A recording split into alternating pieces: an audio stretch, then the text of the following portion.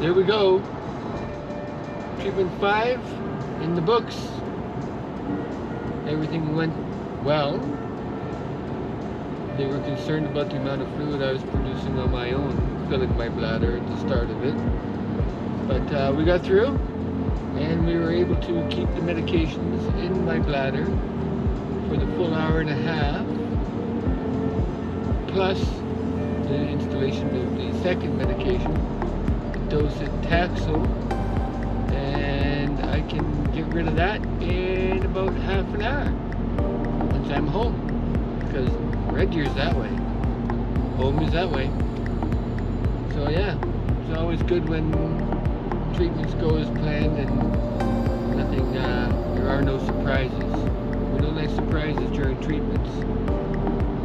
Rock on!